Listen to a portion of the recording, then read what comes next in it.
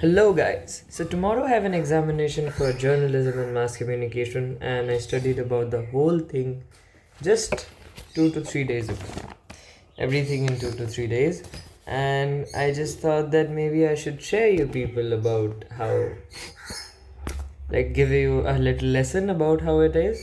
So, let us start. So, first thing, what is communication? What is communication?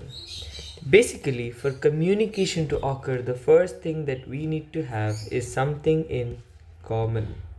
And that is how the word communication arrived, guys. Because communication is basically when something is common and you have something to share. If you don't have something in common, how would you share? It can be anything. The commonness, now you would think about the fact that what if I don't have common ideas? Well, you still can share. It's not about the ideas, you still have to have something in common, be it language, be it something.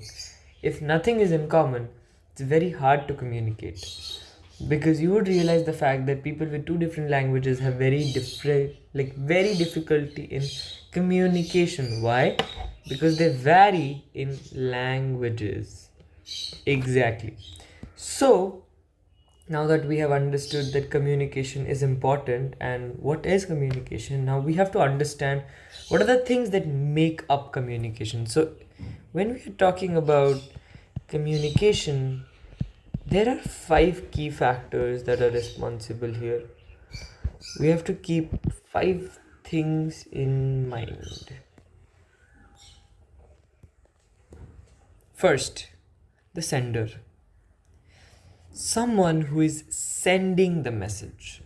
Second is the medium of channel.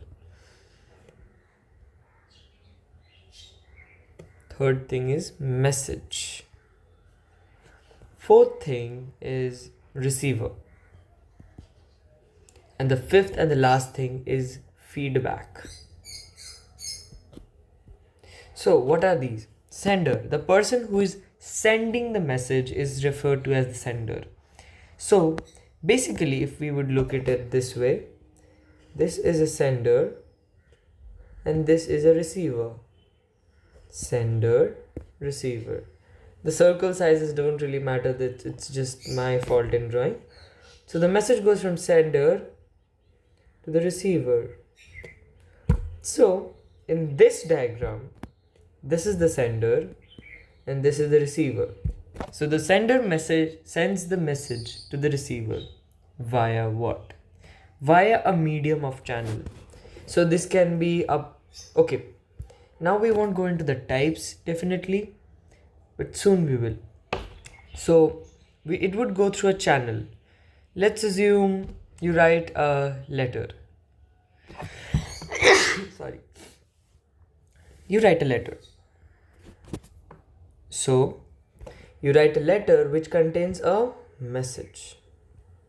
So the sender sends a message to the receiver via a channel. That is the whole part of communication. So what is feedback? You have heard about the term feedback whenever you go to an online shopping or anywhere. Whenever you shop somewhere, they ask you for your feedback. Why is the feedback there? Feedback basically defines that if the sender is sending some message to the receiver, is the message getting sent successfully? Is the message being conveyed as the sender is expecting it to be? For example, if you go to some shop, and you buy something, you take it out from the shop and you use it. But how would the shop know if the product was good or not? They want a feedback. So a feedback is basically nothing but a message that the receiver sends it to the sender so that the sender can do further improvements. These feedbacks can be to change something, or this can be a good feedback. There are two kind of feedbacks. One is a positive and one is a negative. And remember, feedback is always based on past incidences.